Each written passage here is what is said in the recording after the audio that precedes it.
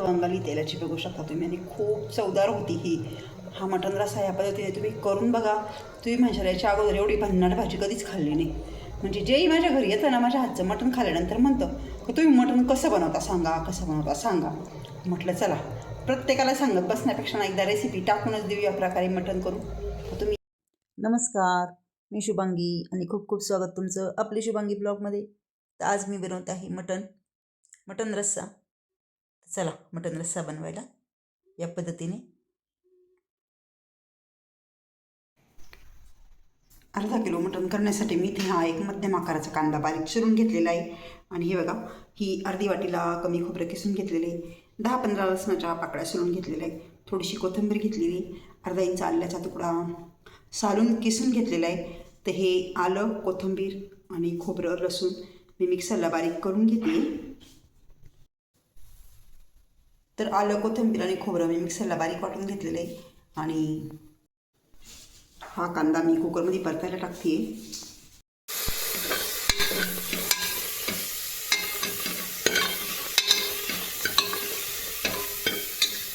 नंतर याच्यामध्ये मी ॲड करते 1 पळी तेल.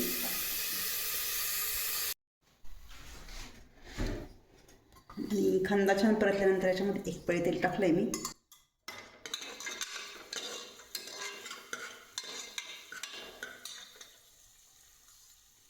परत 1 पळी तेल टाकले. नंतर याच्यामध्ये टाकते मी थोडेसे जिरे, हळद, धना पावडर आणि थोडीशी लाल मिरची. व्यवस्थित हलवून घेते. त्यानंतर मी हे दळलेलं खोबरं, आलं, कोथिंबीर, लसूण याची पेस्ट टाकते.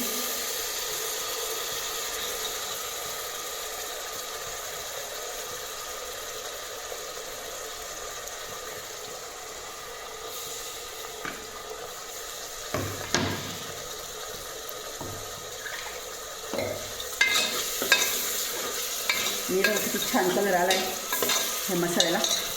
आता याच्यामध्ये मी मटण धुवून टाकते स्वच्छ. 2 मिनिट छान शिजू दिलं आहे. आणि बघा हे अर्धा किलो मटण स्वच्छ धुवून घेतलं आहे गरम पाणी टाकून. आता हे मटण मी याच्यामध्ये टाकते.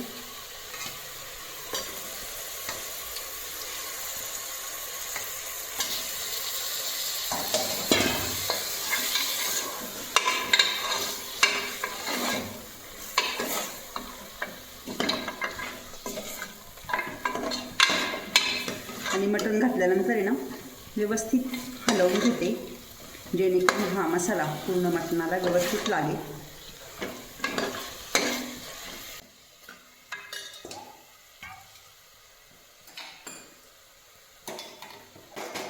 नंतर याच्यामध्ये पाणी ॲड करते मिक्सर भांडून.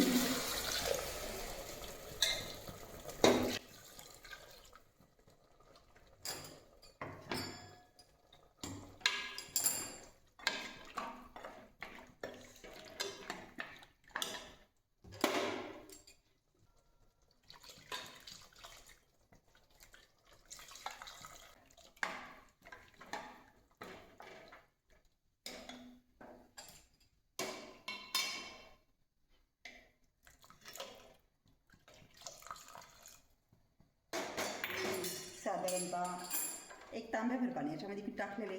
कुकरला झाकण लावून घेते आणि 5 ते 6 शिट्ट्या काढून घेते.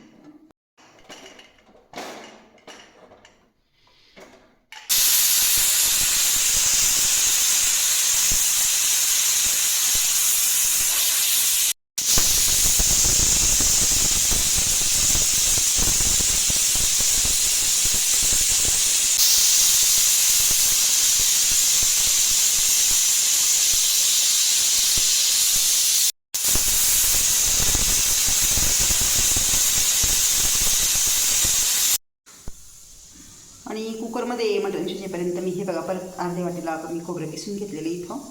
आणि एक मध्यम आकाराचा कांदा असा उभा ठेवून घेतलेला आहे. त्याच्यानंतर ही कोथिंबीर घेतलेली आहे आणि 15 ते 20 लसणाच्या पाकळ्या सोलून घेतलेल्या आहेत. एवढी तयारी करून घेतलेली आहे. आता मी हा मसाला पूर्ण तळून घेते. कसा तळते तुम्हाला दाखवते. तर तर इथे गॅसवर तवा तापत ठेवलेला आहे आणि त्याच्यावर मी सर्वप्रथम टाकते आहे थोडंसं तेल असं या पद्धतीने सर्व बाजूने मी टाकून घेते आणि नंतर याच्यावर मी टाकते हा चिरलेला कांदा.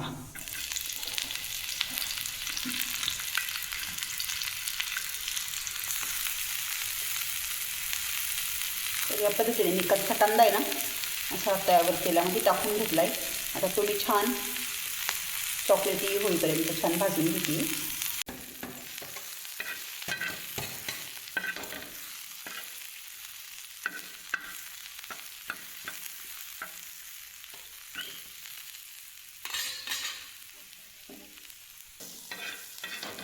आणि मी कांद्याचा असा हलकासा कलर चेंज होऊन दिला. हे बघा बघू शकता तुम्ही. खूप काळा नाही करायचा, नॉर्मल थोडासा चॉकलेटी कलर येऊ द्यायचा. नंतर कांदा काढून घ्यायचा बाजूला. तर हा कांदा मी ह्या प्लेटमध्ये काढून घेते.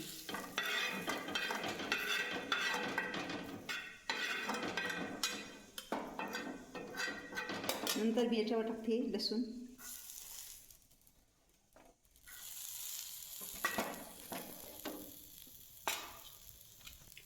लसणात तर मी थोडंसं तेल टाकते.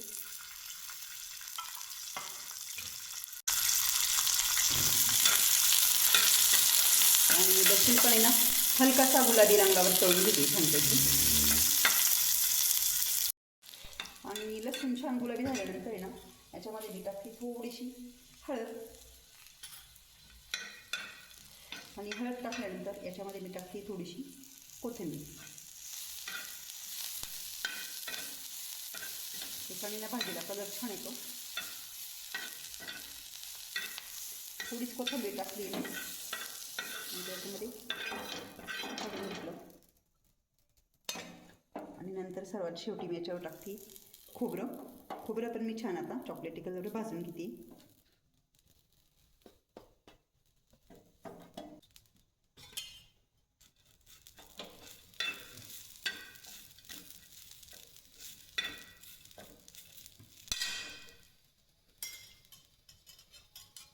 खोबऱ्यात पण मी थोडंसं तेल टाकते. नंतर टाकते थोडीशी हळद.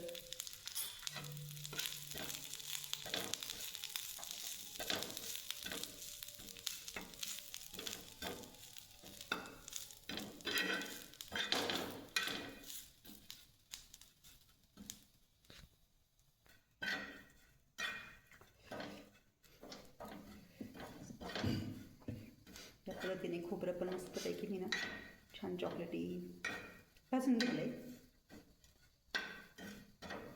बघू शकता तुम्ही. खूप काळं पण नाही करायचं आणि खूप कच्चं पण नाही ठेवायचं. असं नॉर्मल चॉकलेटी कलर येऊ द्यायचा. आपण गॅस बंद करते.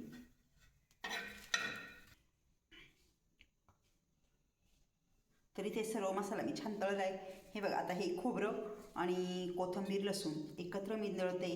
याचं वेगळं वाटण करते आणि हे कांदा याचं वेगळं वाटण दळते. व्यवस्थित मी दळून मिक्सरला घेते. तर इथे खोबरं आलं नाही घेतलं मी. पहिल्यांदाच आलं घातलं होतं त्यामुळं आता आलं घातलं नाही.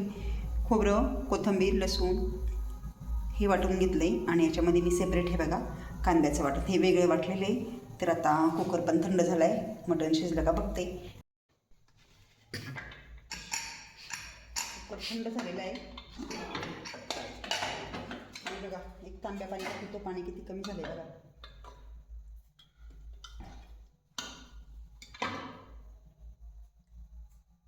तर मटण छान शिजलेलं आहे बघा बघू शकता तुम्ही.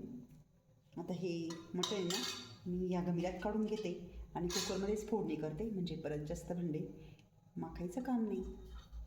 तर इथे भाजी ओतून घेतली. कुकरमधलं मटण ओतून घेतलं मी आणि हे बघा याच्यामध्ये पहिल्यांदा मी एक पळी तेल टाकते. नंतर हे कांद्याचं वाटण मी पहिल्यांदा याच्यामध्ये टाकते.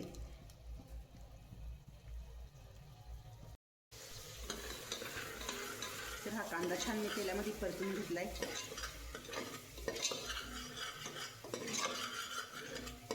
आणि बघू शकता तुम्ही कांद्याला छान साईडला तेल सुटलेलं आहे. आता मी याच्यामध्ये परत अजून एक पळी तेल टाकते.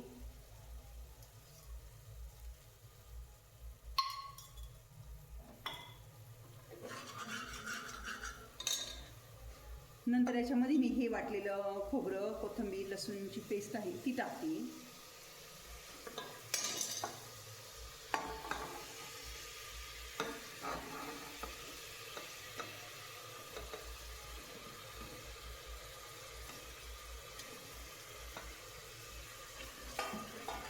हे मसाला छान शिजवून घेते.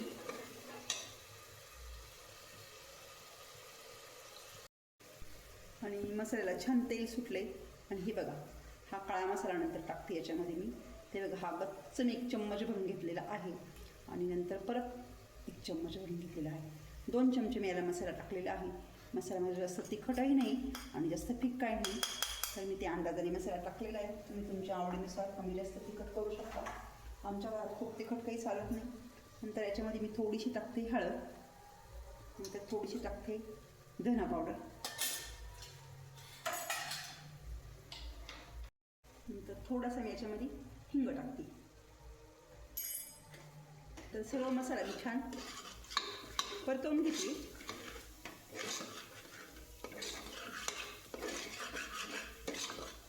छान सुगंध येतोय मसाल्याचा.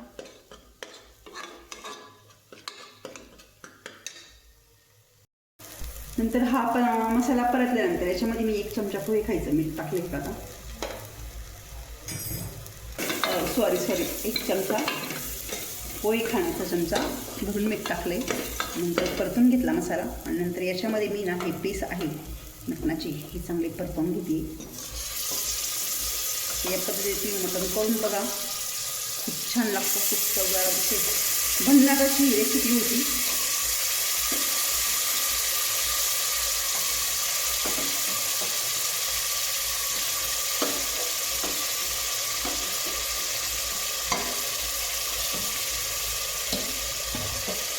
सर्व पीस मी याच्यात टाकले आणि छान आता हे परतवून घेते. मसाला, मीठ आणि हे याच्यामध्ये हे पीस टाकल्यामुळे ना त्या पीसची चव खूप छान लागते. या पद्धतीने याच्यामध्ये चांगले पीस परतवून घ्यायचे 2 मिनिट.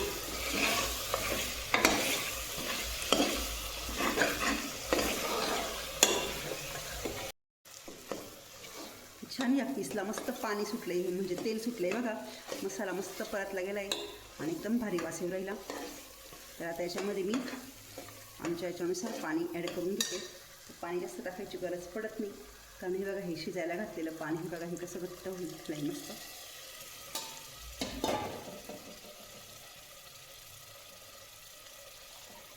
पाणी घेतलं मी करून.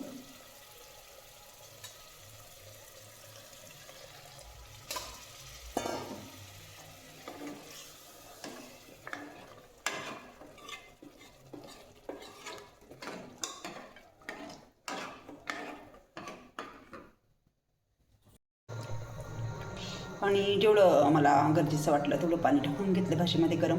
आणि बघा, भाजी छान उकळती आणि किती छान मस्त तवंग आली तेलाची, बघू शकता तुम्ही. आणि खूप चवदार होती ही.